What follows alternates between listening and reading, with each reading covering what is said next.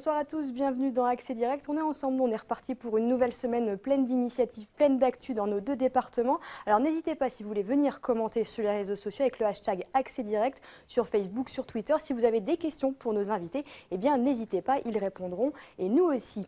Et puis au sommaire du coup, aujourd'hui nous recevrons Romain Violo et Marine Borassi. Ils nous parleront de la Démarrante, leur microbrasserie créative du côté d'Annecy.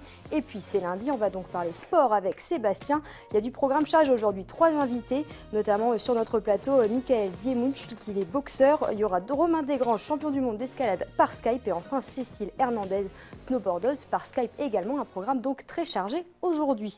Mais on commence l'émission avec, comme d'habitude, les titres du JT. Bonsoir Olivia. Bonsoir. Alors on démarre, on va parler de la pollution. Ça y est, on est dedans. Exactement, donc l'hiver approche à grands pas, hein, tu le sais. Et l'État a décidé de mettre en place certaines mesures. Donc en Savoie-Mont-Blanc, on a les vignettes critères, donc Kimberly Trevio nous en dira plus. Et ensuite, il y a les ambassadeurs, donc des jeunes services civiques dans la vallée de l'Arve qui font du porte-à-porte pour sensibiliser les habitants. Et là, pour le coup, c'est Sonia Mussier qui s'y est rendue. Et puis un portrait à la fin du journal. Oui, une créatrice de bonnets, c'est une ancienne skieuse, Fanette de Buisson, s'est rendue à Manigot. Vous le voyez sur ces images, elle confectionne chaque pièce elle-même, donc chaque pièce est unique. C'est un très beau reportage que Fanette nous proposera. Puis c'est le moment d'acheter son bonnet pour l'hiver en plus. Exactement. C'est parfait. Et la revue de presse, ça se passe aussi chez nos confrères. On commence avec l'ONU qui a été envahie. Exactement. Le parc du siège européen des Nations Unies a été complètement envahi. Quelques 2100 personnes. En fait, ils s'entraînaient en vue d'une compétition. Je ne sais pas si tu connais la course de l'escalade. Pas du tout. Alors en fait, c'est une des plus grandes épreuves de Suisse. Hein. Elle aura lieu les 1er et 2 décembre prochains. Mais là, il y a une petite particularité, c'est-à-dire que le thème de la journée était par rapport à l'intégration des migrants par le sport. D'ailleurs, une dizaine d'entre eux étaient présents, donc c'est une belle initiative. Et puis, alors, tu vas nous apprendre à parler le langage des signes, Olivia. Oui. Alors, avec cet article assez original de la Tribune de Genève, en fait, demain, mardi 21 décembre, des sourds-muets... Novembre. Je ne sais pas pourquoi j'en ai en décembre. C'est horrible. C'est parce que Noël s'approchera à grands pas aussi. Des sourds-muets remplaceront les serveurs dans un restaurant qui s'appelle le Calamar. Donc c'est à Genève. Et donc ils ont fait un petit tuto pour ceux qui aimeraient y aller. Alors par exemple, Pauline, je vais te montrer si j'y arrive. Allez, vas-y. Bonjour, comment ça va? Ça se fait... non, je me suis trompée. Attends, allez, on se concentre. Comme ça. Bonjour, comment ça va? D'accord. Et ensuite, si tu veux commander un burger végétarien, parce que pour le coup c'était le plus simple à apprendre. D'accord. C'est... Voilà. Donc, c'est si très tu sympa. veux y aller éventuellement, prendre c'est un bon, burger je peux prendre un burger végétarien et toi aussi. C'est une initiative qui est sympa et puis c'est vrai que le langage des signes, c'est toujours assez impressionnant. Exactement, puis c'est quelque chose qu'il faut faire connaître aussi et sensibiliser les personnes, donc je trouvais ça plutôt sympa aussi. Très bien, et bien parfait. Et avec toi, Pauline, on parle tennis et on va à Albertville. Oui, tu en parleras aussi tout à l'heure dans le JT, puisque ça y est, du côté d'Albertville, eh bien, alors attends, j'ai inversé mes textes. Hop, voilà, du côté d'Albertville, on aura donc la Coupe Davis au mois de février prochain. Alors ça faisait très longtemps qu'il n'y avait pas eu de Coupe Davis en terre savoyarde. La dernière fois, bon, c'était pas tout à fait savoyard, mais c'était du côté de Grenoble. Alors c'est surtout que l'échec de 2015 était resté un petit peu en travers de la gorge de tout le monde, puisque tout le monde pensait que le dossier albertvillois allait gagner en 2015, mais Yannick Noah avait préféré aller jouer dans les îles. Alors du coup, là, cette année, la candidature, ça y est, ça passe, parce que alors, la Halle Olympique, ce sera 6200 places, donc une grosse capacité, sachant que normalement, au premier tour, c'est un minimum requis de 4000 places. La surface choisie, sans doute, de la résine sur parquet ne posera pas non plus de problème d'installation. Alors ce qui a aussi été un point fort, c'est la réussite des mondiaux de hand l'année dernière, donc qui montre qu'Albertville, eh bien, sait organiser de grands événements. Mais a priori, ce qui a aussi fait vraiment pencher la balance, c'est le chèque signé par la région Auvergne-Rhône-Alpes. Alors on ne va pas se plaindre, on verra du tennis au mois de février du côté d'Albertville. Ça permettra de faire un peu d'alternance entre le ski, et bien on fera un peu de tennis. C'est plutôt bien. Et puis on parle ski du coup avec Val Thorens. Oui. Du coup, Val Thorens, meilleure station du monde pour la 4e fois. Alors c'était samedi du côté de Kitzbühel en Autriche, c'était les World Ski Awards qui récompensent les hôtels, les stations et tout ce qui est lié au monde du ski. Donc Val Thorens, 4e fois. Le titre de meilleure station du monde, il y a eu 1 500 000 votants de 85 pays différents. Il y a également l'hôtel Fahrenheit 7 qui a également été décoré de meilleur nouvel hôtel. Sachez que samedi, ce sera l'ouverture de la station de Val Thorens. Ce sera donc l'occasion de fêter un petit peu ce nouveau titre, ce 4e titre d'affilée pour la station de Val Thorens. En 5 ans seulement. C'est ça, ce qui est pas mal. Ce qui est pas mal. Merci beaucoup, Olivia. Merci. On te retrouve tout à l'heure pour le JT. Et puis je vais recevoir sur ce plateau deux jeunes qui viennent de monter leur entreprise, Marine Borassi et Romain Violo. Vous venez de créer alors votre brasserie créative, vous avez ramené vos bières. Alors une micro-brasserie créative, qu'est-ce que c'est? C'est un peu le nom qu'on lui a donné parce que voilà, il y a plusieurs choses qui se passent dans ce lieu. On fait de la bière, mais aussi du pain. Donc voilà, c'est un lien qu'on a voulu vraiment fort et chez nous. Donc on raconte une histoire un petit peu, celle de la bière et du pain, qui sont faits avec les mêmes ingrédients. Voilà. D'où elle est venue l'idée? Parce que vous étiez boulanger, c'est ça plutôt de base. Donc l'idée, elle vient d'ici, de vous associer et de monter cette micro-brasserie. Ça s'est passé comment? Beaucoup à tâtons au début parce que on voulait créer quelque chose mais on ne savait pas encore quoi. Donc fil en aiguille, moi je me suis beaucoup spécialisé dans les procédés de fermentation dans le pain. Et c'est vrai que l'industrie de la levure dans le milieu brassicole, c'est vraiment très prolifique. Donc voilà, je m'en suis inspiré aussi avec Marine aussi pour créer ce projet en fait. Vous venez pas du tout, vous, du monde de la microbrasserie? Non, pas du tout. Moi, j'étais graphiste avant et c'est vrai que le monde de la microbrasserie, c'est un monde où on est créatif aussi, mine de rien, parce que nous, on invente des recettes quasiment tout le temps. Ouais, on a certaines bières qui sont permanentes, mais c'est vrai qu'on essaye d'innover assez régulièrement. Voilà. Et puis au niveau des étiquettes, au niveau du bar aussi en fait, parce que c'est vrai que chez nous on fait pas que fabriquer la bière, on vient la déguster avec le pain, les flamencuches, tout ça, et on y passe un moment donc. Ouais. C'est aussi toi, c'est plus l'identité visuelle de l'entreprise, Marine, voilà. Après, on élabore les recettes ensemble, hein, même on brasse ensemble, voilà. Donc on a vraiment un jour par semaine dédié au brassage, c'est le mardi, voilà. Et donc on crée tous les deux. Alors microbrasserie, ça veut dire que vous faites une certaine quantité de bière, c'est ça? Ça joue sur ça le terme microbrasserie? Le terme microbrasserie, c'est sur les volumes de production. Bon, nous après, on a des volumes qui sont quand même très faibles comparés à certains. On produit presque exclusivement pour le bar, hein, voilà, pour l'instant. Puis on fait aussi donc de la bouteille pour les professionnels, le CHR et puis aussi le grand public. Quoi. Alors vous le disiez, en fait, finalement le pain et la bière, on part du même aliment de base. Du coup, c'était presque évident de faire de la bière et du pain en même temps. Pour nous, oui, du coup, c'est vrai que c'est la même base. Hein. On a des céréales, de l'eau et de la levure. Hein. Après, il y a juste les proportions qui changent. Dans le pain, on met du sel et puis dans la bière, on met du houblon.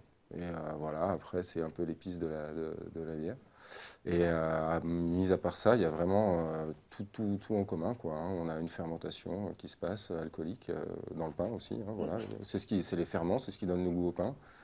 Donc nous, on est sur des process de fermentation qui sont longs et doux. On fait plus maturer notre pâte, voilà, et la bière aussi. Donc voilà.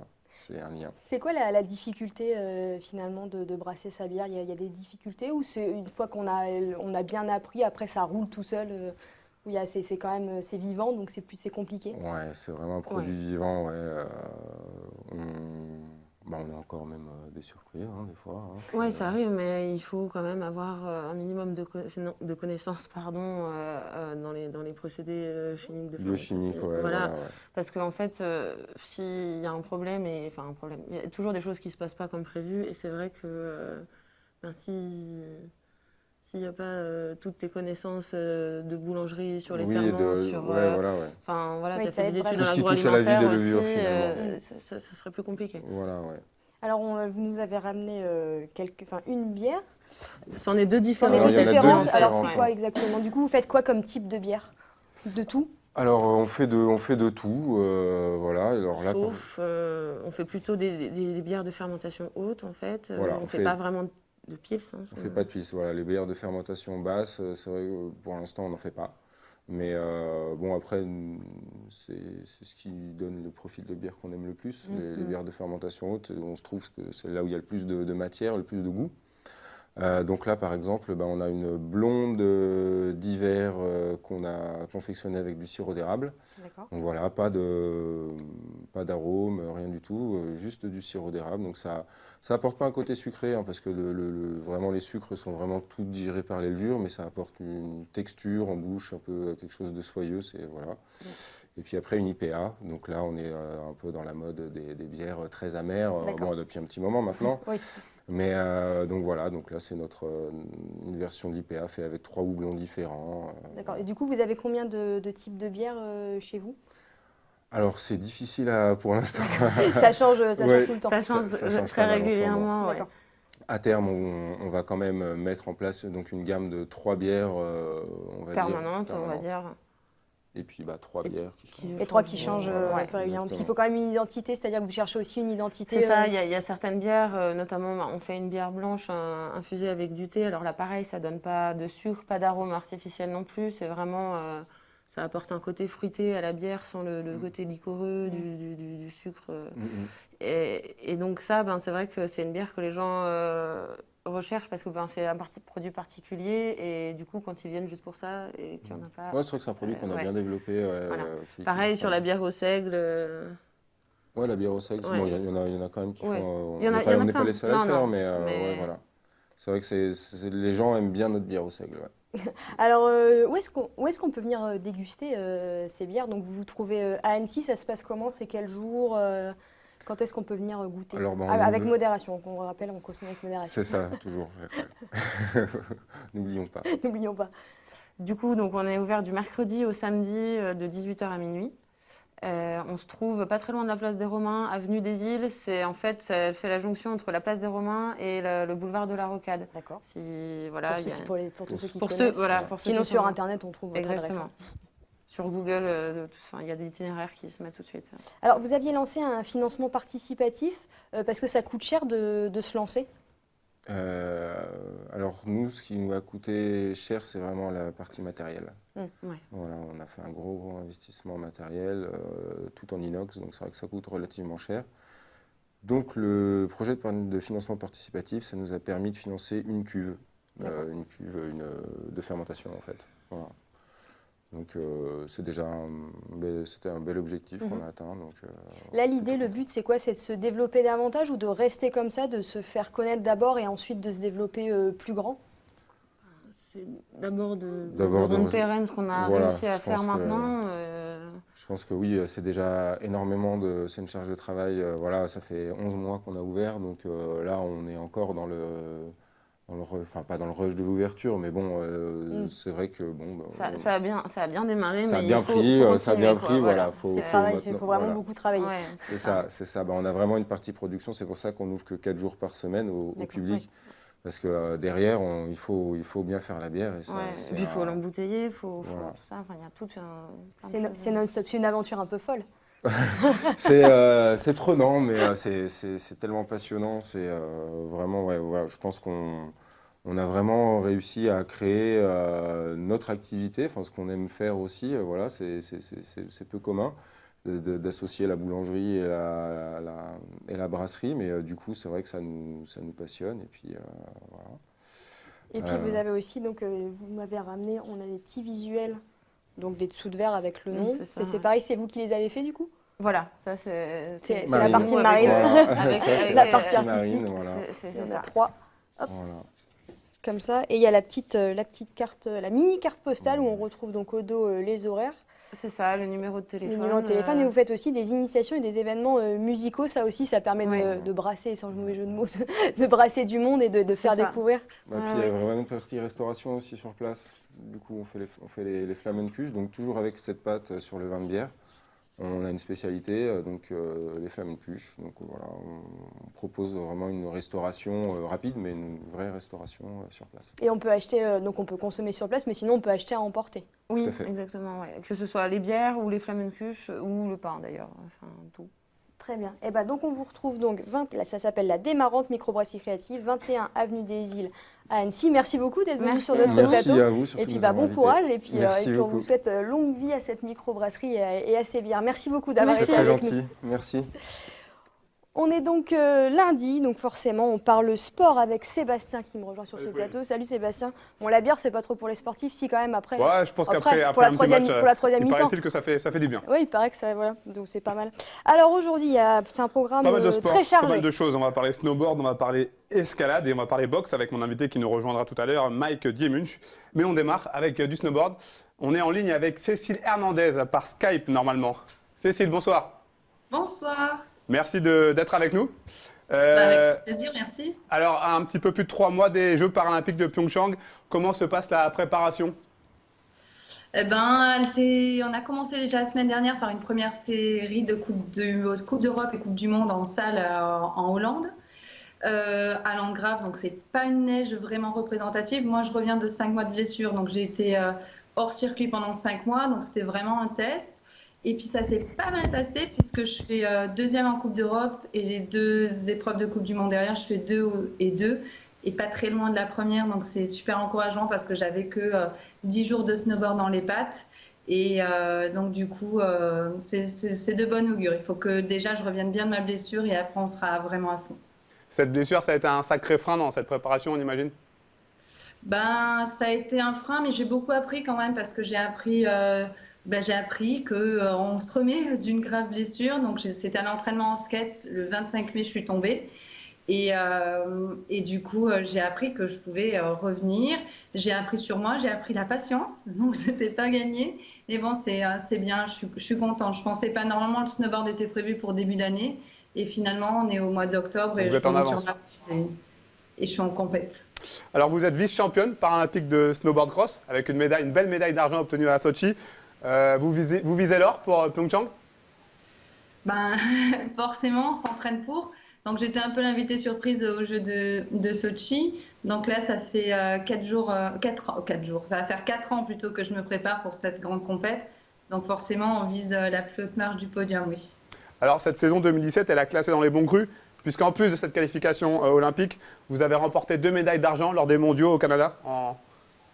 Ouais, c'est ça. Bon, je les ai un peu là encore, hein, des médailles d'argent, parce que je perds mon titre. En fait, moi, je suis une personne handicapée avec un handicap qui est assez lourd et qui évolue au fur et à mesure de la journée et de la semaine. Donc là, on était en fin de semaine. Donc j'ai fait une grosse erreur dans le dernier virage alors que j'étais première sur toute la course. Et du coup, je perds mon titre. Donc je l'ai un peu là. Donc je prendrai ma revanche dans quelques mois. Alors, vous êtes atteinte de sclérose en plaques depuis 2002. Une maladie qui a changé votre vie, hein, puisque à l'époque, vous pratiquiez le BMX à très haut niveau. Paradoxalement, c'est une maladie qui vous a donné un mental hors du commun. Ouais, c'est ça. Ouais, je faisais du BMX à haut niveau. J'ai fait aussi du snowboard en valide.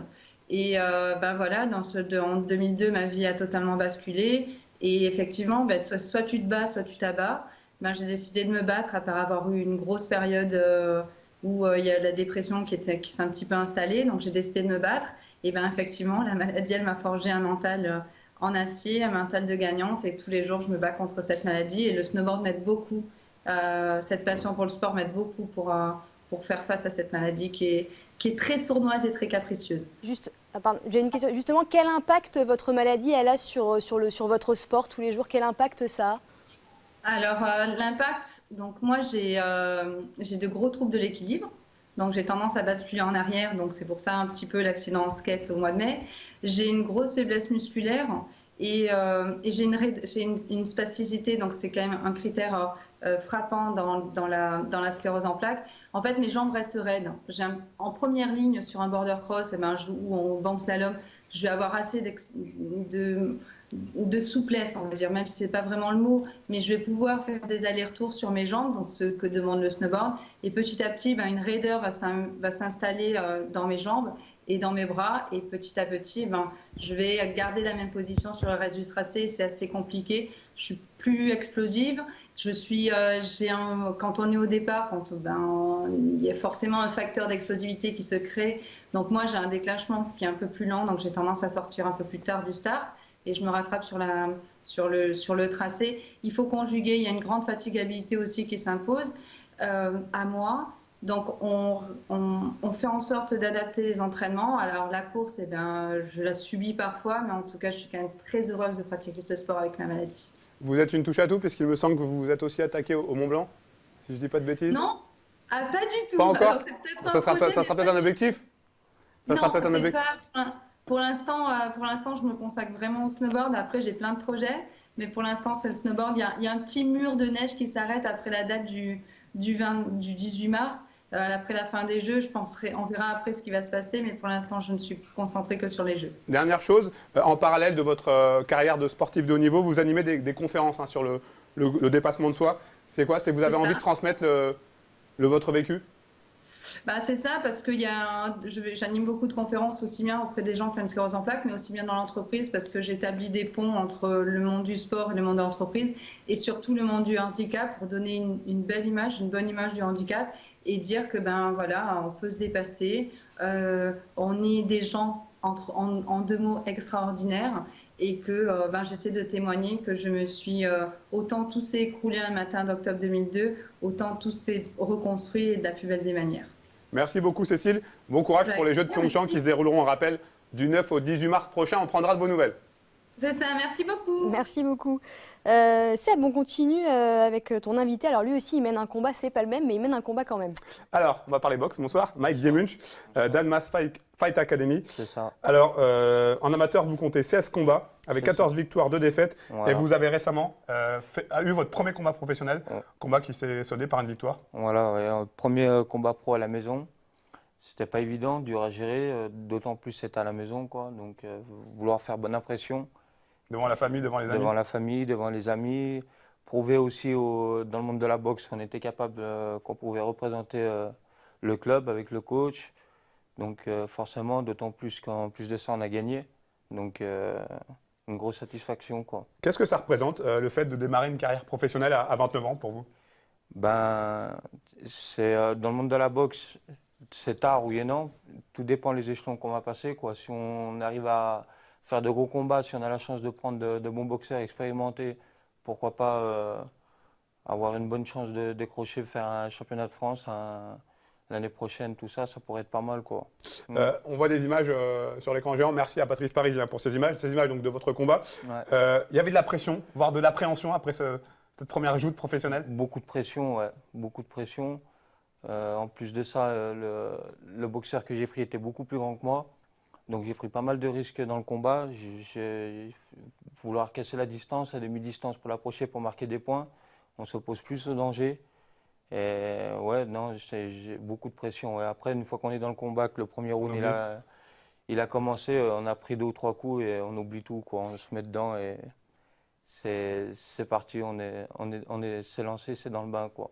Vous êtes poids moyen. Comment est-ce que vous moyen. décriviez comme boxeur? Vous êtes quel type de boxeur? Plutôt agressif. Les combats, je les commence. Je suis quelqu'un qui recule pas beaucoup dans les combats. Ça va pouvoir peut-être m'arriver, il va falloir que je travaille aussi là-dessus. Mais ouais, non, je suis quelqu'un qui avance beaucoup, qui met pas mal d'intensité. Je m'entraîne beaucoup, j'ai une grosse condition physique, donc ça me permet de bien travailler là-dessus, quoi. Donc de bien avancer sur les adversaires, un peu comme à la Tyson. Une belle comparaison. Voilà, on m'appelle le Frasier blanc, donc ouais, non, j'ai pas mal de conditions pour ça, donc c'est ma boxe. On a tous un style de boxe. Moi, ma boxe, c'est d'avancer, puis de donner sans trop en prendre, parce que ce qu'il faut savoir, là, les coups, c'est pas bon, c'est pas une nourriture non plus. Le moins de coups on prend, mieux c'est. Pas plus facile à encaisser, du coup. Ouais, c'est sûr. Puis après, il faut marquer des points aussi, quoi. Faut savoir en donner aussi. Mais ouais. Comment est-ce que vous êtes arrivé à la boxe? J'ai commencé la boxe il y a 3 ans et demi, sincèrement. Donc ça va relativement vite? Ouais, sincèrement, ça a été pas mal. Et on aurait dit, il y a 2 ans en arrière, on m'aurait dit que j'aurais eu la chance de passer professionnel, j'aurais même rigolé, quoi. Après, ça s'est bien passé, on a monté les échelons avec mon entraîneur, il m'a fait confiance. Il a vu que j'étais sérieux dans les entraînements, qu'il n'y avait pas de raison que j'y arrive pas. J'ai toujours pris des adversaires qui avaient le double, voire le triple de combats de plus que moi. Donc, une fois que j'ai eu la chance de passer professionnel, il m'a dit « Mike, pourquoi pas tenter ?» Puis, vu au premier combat pro ce que j'ai fait, franchement, je suis assez content, quoi. Qu'est-ce que ça change le fait de passer amateur professionnel pour vous, même dans votre vie à côté? Ça change d'une part, on est déjà payé. Après, ça demande beaucoup plus de temps pour s'entraîner, quoi. Ça demande, c'est plus dur, donc il faut être mieux préparé. Et, ouais, c'est plus de pression, du coup. On est plus reconnu, là, on commence à être en tête d'affiche, à être dans les entrées, tout ça. Donc, ouais, beaucoup plus de pression.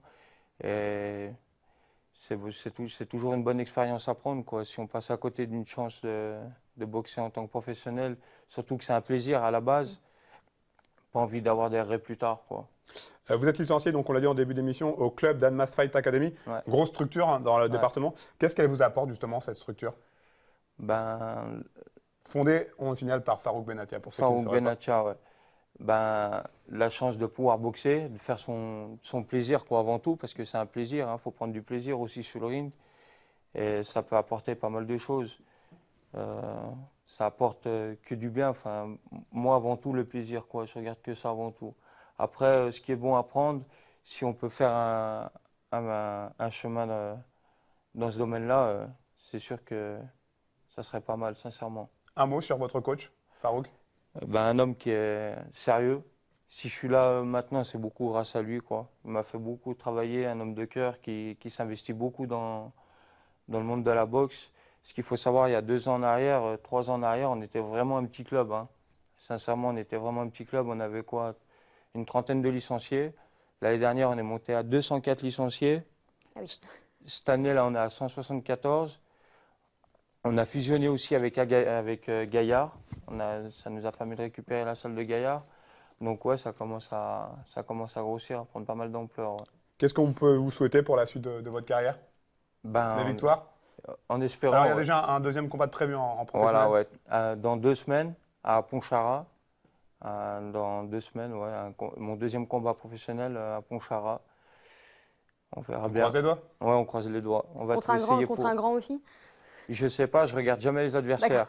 C'est toujours la surprise. En arrivant sur le ring, on... Voilà, il y en a, ils aiment bien savoir l'adversaire, savoir comment qu'il est, comment qu'il boxe. Moi, je laisse ça à mon coach Benatia Farouk.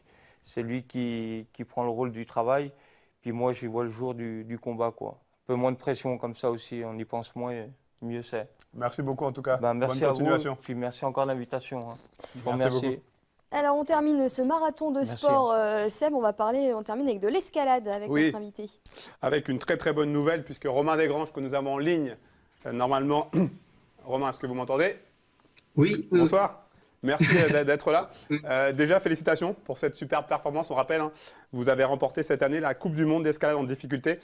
Qu'est-ce que ça représente tout simplement, cette victoire? C'est un sacré aboutissement de une quinzaine, vingtaine d'années de travail. Donc du coup, voilà, c'est un joli chemin parcouru et une étape de plus franchie dans ma carrière sportive, quoi. Alors, vous avez remporté 3 étapes, à Villars en Suisse, à Briançon et à Édimbourg. Ça c'est une réelle satisfaction, même si on imagine qu'il y a peut-être le petit regret de ne pas avoir autant brillé à Chamonix, à la maison? Oui, forcément, chaque année, l'étape de Chamonix reste pointée et une étape très importante. Voilà, j'ai réussi à sortir la boîte finale, mais malheureusement, je n'étais pas le seul. Donc, du coup, ça se joue au chrono et sur les demi-finales. Donc, je reste au pied du podium à la 4e place. Mais bon, on se vengera l'année prochaine, j'espère. Ça a été un petit peu plus compliqué après avec les étapes chinoises. Hein. Et ouais, voilà, la saison est longue. Ça fait 6 mois d'entraînement et 6 mois de compète. Donc, du coup, j'ai fait un départ de saison en sur-régime à 300%. Et du coup, c'était dur de tenir le rythme toute la fin de saison. Et là, le dernier mois de compétition a été un peu rude, mais heureusement, ça s'est bien terminé. Alors, vous l'avez dit, un début de saison en trombe, avec également un titre de champion d'Europe en Italie. Oui, exactement. Ouais. Du coup, il y avait un mois de juillet avec 5 compétitions et du coup, j'en gagne 3 sur les 5, donc c'est plutôt pas pire.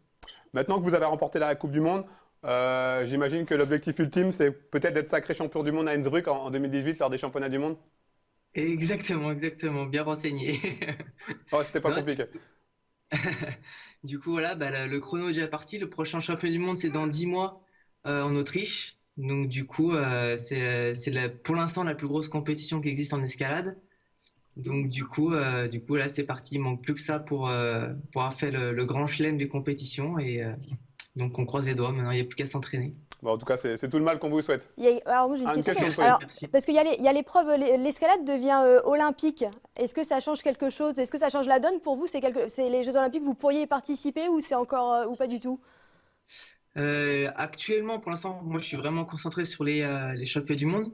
Ce qui se passe, c'est que pour les Jeux Olympiques, il y a les 3 disciplines. C'est une épreuve de combiné qui a été sélectionnée. Donc c'est et la difficulté, donc l'épreuve que je fais, le bloc et la vitesse. Donc du coup, ce sera un combiné des 3 sports et des 3 disciplines qui feront la médaille olympique. Et du coup, ça demande un grand changement d'entraînement, un grand changement d'orientation. Donc pour l'instant, moi je regarde le cap pour essayer d'aller chercher ce titre de champion du monde en difficulté. Et puis le lendemain des championnats du monde, on fera le bilan et on verra sur les 2 ans qui restent avant les Jeux Olympiques ce qui est possible de faire et si je suis encore compétitif. Merci beaucoup en tout cas Romain, encore félicitations. Et merci à vous, merci.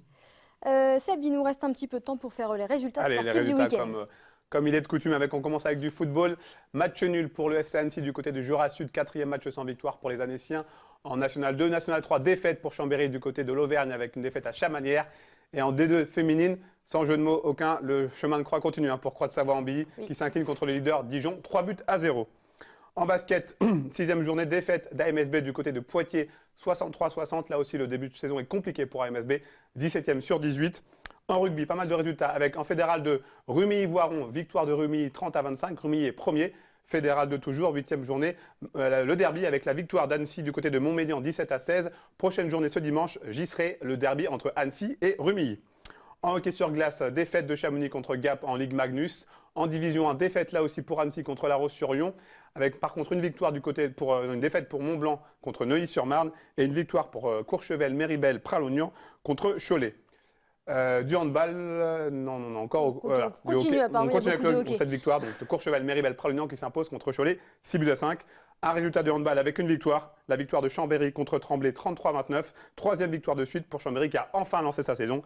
Et enfin, le dernier résultat, le waterpolo. Première défaite de la saison malheureusement pour les hommes de Jean-Sylvain Carsanti contre Saint-Jean-d'Angély, 15-11. Aix-en-Savoie reste toutefois 2e du classement. Ouf! C'est bon, marathon de sport terminé aujourd'hui. Seb, on a parlé de beaucoup de choses. Merci beaucoup. On se retrouve la semaine prochaine pour donc encore plus de sport.